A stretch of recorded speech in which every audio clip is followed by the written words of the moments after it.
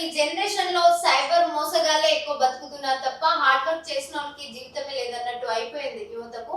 So యువత అనేది age తో సంబంధం లేకుండా చిన్న పెద్ద 10 ఏళ్ళు వయసు ఉన్న పిల్లల విధంగా వాళ్ళను ఎలా అట్రాక్ట్ చేయాలో ఈ సైబర్ ఒక మోసగాళ్ళకి తెలిసిపోతుంది.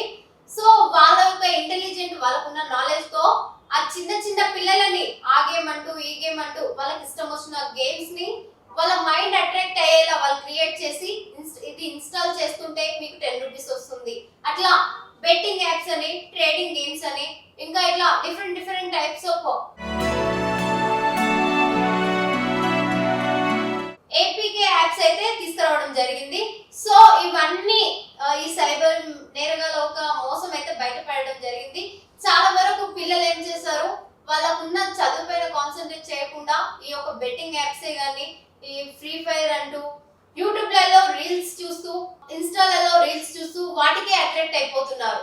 సో అసలు మీకు ఏది నిజం ఏది అబద్ధం అనేది మీకు తెలుసా? మీకు తెలియకుండానే మీకు ఇష్టం వచ్చినట్టు మీ బ్రెయిన్ ఎలా అట్రాక్ట్ చేస్తే అలా అట్రాక్ట్ పోయి చేస్తూ ఉన్నారు. కానీ ఇదంతా మీకోసమే, మీ మంచి కోసమే ఈ యొక్క యాప్ ని ముందుకు తీసుకురావడం జరిగింది. సో అసలు మీరు ఒక ట్రేడింగ్ గేమ్ ఆడే ముందు ట్రేడింగ్ చేస్తూ ఒక నాకు 1000 వచ్చినాయి అని ఇప్పుడు ఆనందపడితే తర్వాత మీరే నష్టపోతారు. మీ అకౌంట్ లో ఫస్ట్ ఒక 1000 వేసి మీకు ఆశ కల్పిస్తున్నారు. ఒక 1000 వచ్చింది కదా అని చెప్పేసి ఇంకా 10,000 కి ట్రై చేస్తాము అని కంటిన్యూ చేస్తూనే ఉన్నారు. ఆ యొక్క కాన్సన్ట్రేషన్ ఈ యొక్క చెడు పనుల కంటే మంచి పనుల పైన ఆలోచిస్తే మీకే మంచి జరుగుతుంది. ఈ యొక్క ట్రేడింగ్, బెట్టింగ్ ఇవన్నీ వేసి మీ జీవితాలకే మరకలు కడుతున్నాయి. ఎక్కడెక్కడో చిన్న చిన్న మారుమూల గ్రామాల నుండి హైదరాబాద్ వస్తూ ఉంటారు.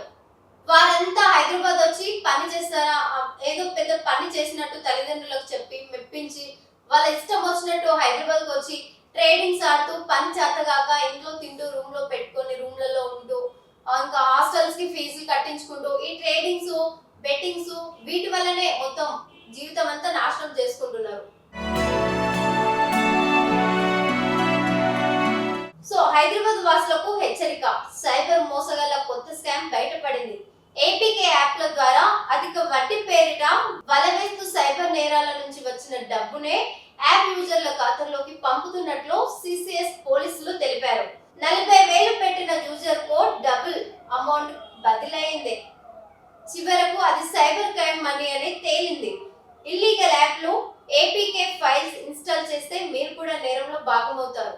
సో చూసారు కదా, మీకు తెలిసి తెలియక ఇల్లీగల్ యాప్లలో మీరు పార్టిసిపేట్ చేస్తే మీ జీవితాలే నాశనం అవుతాయి.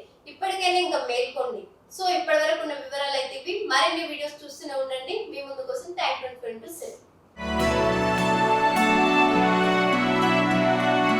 షేర్ చేయండి, లైక్ చేయండి, సబ్స్క్రైబ్ చేయండి. మరిన్ని వీడియోల కోసం బెల్ సింబల్ పై క్లిక్ చేయండి.